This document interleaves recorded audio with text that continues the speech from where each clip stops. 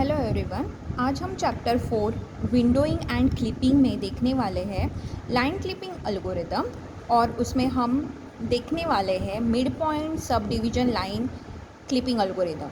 Okay, previous lecture में हमने Cohen Sutherland line clipping algorithm देखा था। ओके, तो बेसिकली ये mid point sub division line clipping algorithm जो है वो स्पेशल केस है इन कोहेन शदरलैंड एल्गोरिदम में। ओके, तो कोहेन शदरलैंड एल्गोरिदम में जो हमने स्टेप्स पढ़े थे, ओके, जो हमने केसेस देखे थे, वही same cases in mid point sub division में हम लोग देखने वाले हैं। तो basically this mid point sub division algorithm is simple recursive method, okay, and it is based on binary search and divide and conquer strategy for clipping of the line. Okay, so the algorithm perform a test using a endpoint codes, that is a region code, and finding if the lines is totally visible or invisible.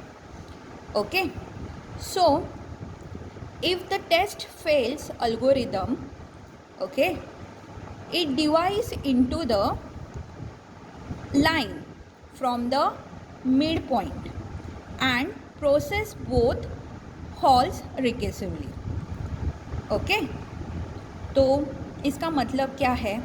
अगर particular line okay window के inside है और answer आता है 0 0 0 0, तो वो line completely क्या है? विजिबल है।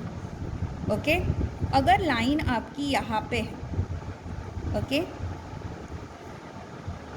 बाहर है, विंडो के बाहर है, तो हम लोग क्या करेंगे? ये दो रीजन कोड है, इनका एंड ऑपरेशन करेंगे। अगर एंड ऑपरेशन का आंसर नॉन ज़ीरो आता है तो ये लाइन क्या हो जाएगी? इनविजिबल हो जाएगी। ओके, और अभी देखते हैं ये line, okay, P1 and P2। ये लाइन हमें दिख रही है कि ये विंडो के अंदर भी है और विंडो के बाहर भी है, और यहाँ पे वो इंटरसेक्ट हो रही है। तो हम लोग क्या करेंगे? एंड ऑपरेशन करेंगे। If answer gets a 0 0 but the line is partially visible, then हम लोग क्या करेंगे? यहाँ पे लाइन को क्या कर देंगे? क्लिप कर देंगे by using the midpoint subdivision line algorithm by using a midpoint of lines. Okay, तो इसका एग्जाम्पल हम देखते हैं। सी, ये लाइन निकाली है P2 P1 is the starting point and P2 is a ending point. Okay, so ये रीजन कोड हमने 9 लिखे हुए हैं, राइट? देखो, P1 एंड P2, इसका जो मिड पॉइंट है वो ये आ जाएगा, उसको हमने नाम दे दिया P1 डैश। ओके, सो अभी क्या करना है हमें?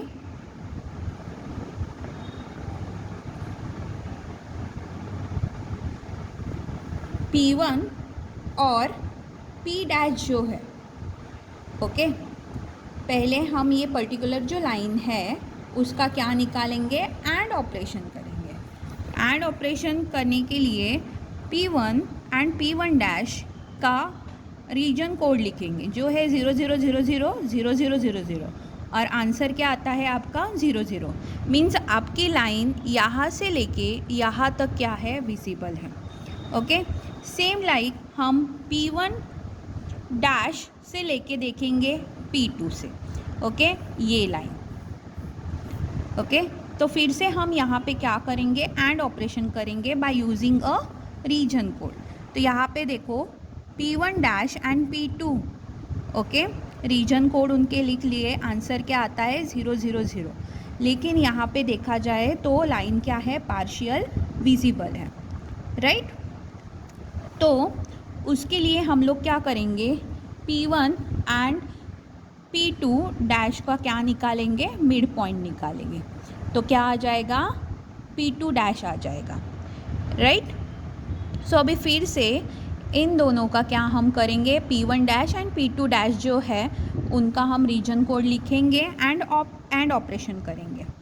ओके, तो P1 dash and P2 dash region code लिख दिया, आंसर क्या आएगा 0 0।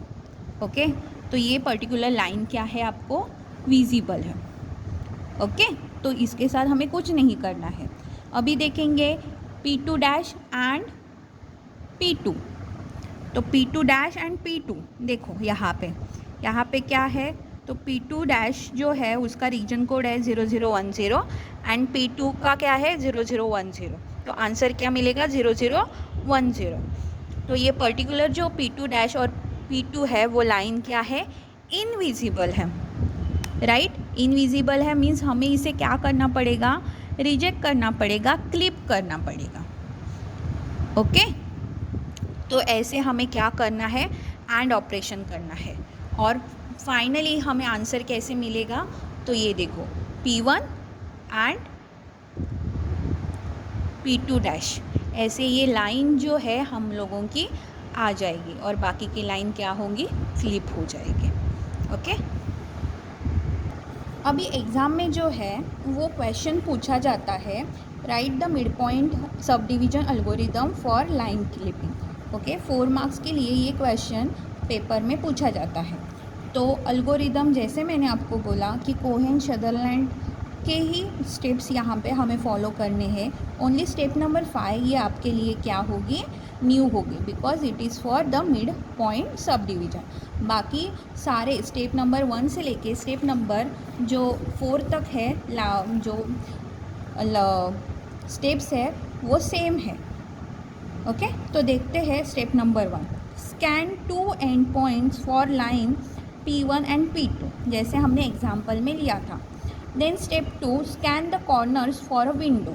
ओके, 4 कॉर्नर जो है वो हमें भी क्या करने हैं, काउंट करने हैं।